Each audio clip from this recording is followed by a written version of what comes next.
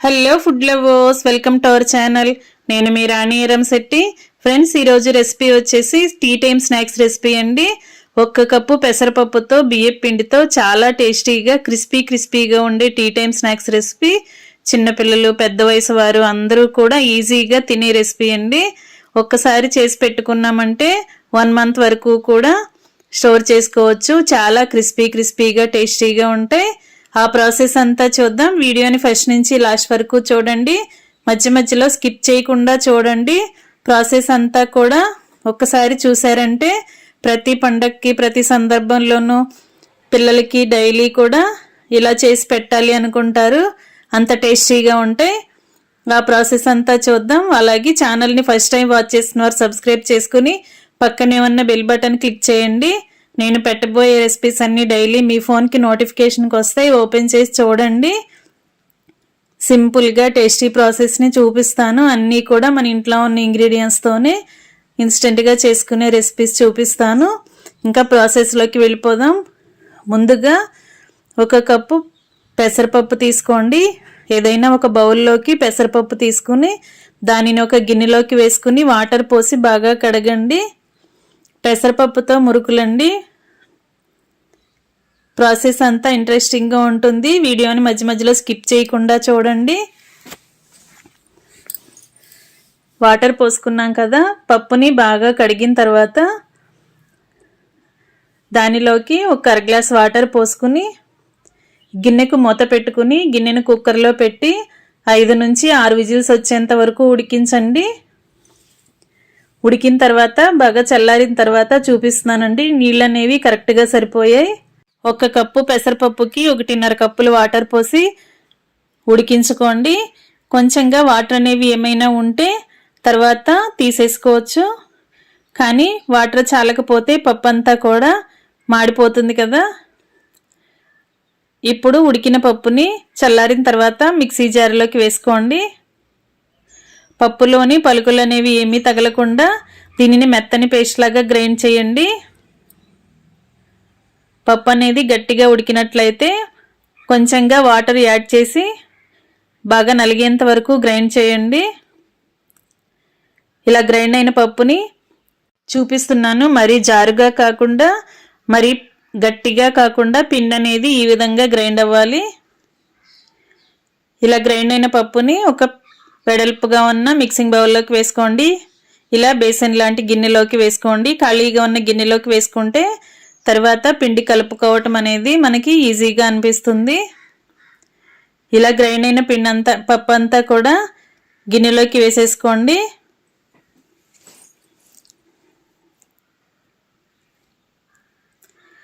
మనం పెసరపప్పుని కొలతగా తీసుకోవాలండి. మనం ఏ బౌల్తో అయితే పెసరపప్పు తీసుకున్నామో అదే బౌల్తో 4 కప్పుల పొడి బియ్యం పిండి వేసుకోండి. పొడి బియ్యంని మరపట్టించుకున్న పిండి కరెక్ట్గా 4 కప్పులు వేసుకోండి. మనం ఏ కప్పుతో పెసరపప్పు తీసుకుంటే అదే కప్పుతో 4 కప్పులు బియ్యం పిండి ఇలా వేసుకున్నాం కదా. ఇప్పుడు టేస్ట్కి సరిపడా సాల్ట్ వేసుకోండి. 1 టేబుల్ స్పూన్ కారం వేసుకోండి. 1/2 టేబుల్ స్పూన్ వాము వేసుకుని 2-3 టేబుల్ స్పూన్లు తెల్ల నువ్వులు వేసుకోండి. నువ్వులు అనేవి కొంచెం ఎక్కువగా అయినా వేసుకోండి. స్నాక్స్కి టేస్ట్ అనేది బాగుంటుంది. సాల్టు, కారము అనేవి మరీ ఎక్కువగా వేయొద్దండి. మన టేస్ట్ కన్నా కొంచెం తక్కువగానే వేసుకుంటే తింటున్నప్పుడు కరెక్ట్గా సరిపోయినట్లు అనిపిస్తుంది. ఒకేసారి ఎక్కువగా సాల్ట్ అనేది యాడ్ చేయొద్దు. ఇప్పుడు మనం వేసిన ఇంగ్రీడియంట్స్ అన్నీ కూడా పెసరపప్పు పిండిలో బాగా కలిసేంత వరకు కలపండి. బియ్యం పిండి, సాల్టు, కారము, వాము, తెల్ల నువ్వులు ఇవన్నీ కూడా పెసరపప్పు పిండిలో బాగా కలవాలి. వేళ్లతో పిండిని గట్టిగా ప్రెస్ చేస్తున్నట్లుగా కలిపినట్లయితే పెసరపప్పులో ఉన్న తడితోనే పిండంతా చాలా వరకు కలిసిపోతుంది.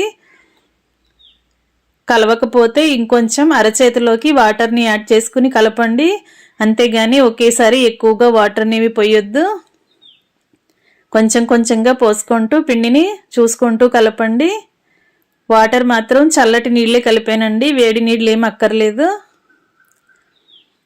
ఆయిల్ కూడా మనం పిండిలో వేయాల్సిన పని లేదు. నేను చూపించిన ఇంగ్రీడియంట్స్ మాత్రమే యూజ్ చేసి పిండిని ఇలా కలపండి. ఇప్పుడు జంతికల గిద్దను తీసుకుని ఇలా మీకు ఏదైనా ప్లేట్ని చూసి వేసుకోండి. నేను ఇలా రిబ్బన్ పకోడీ లాగా ఈ ప్లేట్ చూపిస్తున్నాను.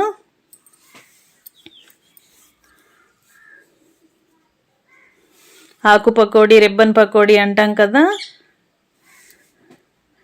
ఈ ప్లేట్తో మనం మురుకులను ఒత్తుకున్నామంటే చాలా పలుచగా వస్తాయి. అలాగే తింటున్నప్పుడు కూడా క్రిస్పీగా అనిపిస్తాయి. టేస్ట్ చాలా బాగుంటాయి.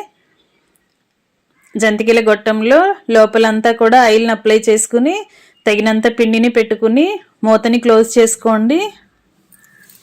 మూతని టైట్ చేసుకుని రెడీగా పెట్టుకోండి. ఇప్పుడు కొంచెంగా పిండిని ఒత్తి చూపిస్తున్నాను.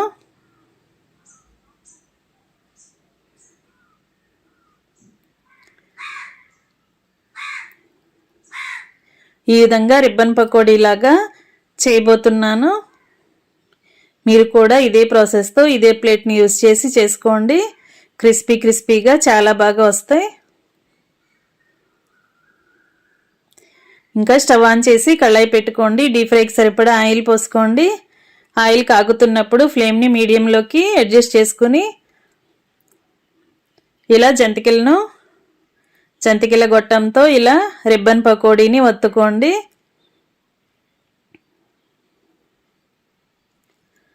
ఈ విధంగా బాగా ఫ్రై అయిన తర్వాత ఆయిల్ కాగటం అనేది ఆగిపోతుందండి. బబుల్స్ అనేవి ఆగిపోతాయి. సౌండ్ అనేది స్లో అయిపోతుంది. వెంటనే కూడా మనం కరెక్ట్గా డీప్ ఫ్రై అయ్యింది అని వెంటనే మనం ఆయిల్ నుండి తీసేసుకోవచ్చు. ఇదే విధంగా మిగిలినవి కూడా ఒత్తుకోండి. ఇలా బాగా బబుల్స్ రావటం స్టార్ట్ అయ్యాయి కదా. ఇలా స్లోగా బబుల్స్ ఆగిపోయిన వెంటనే మనం కరెక్ట్గా డీప్ ఫ్రై అయినట్లు అర్థం చేసుకోవచ్చు. ఈజీగా చాలా సింపుల్గా మనం ఎన్ని మురుకులనైనా ఇదే విధంగా ఒత్తుకోండి.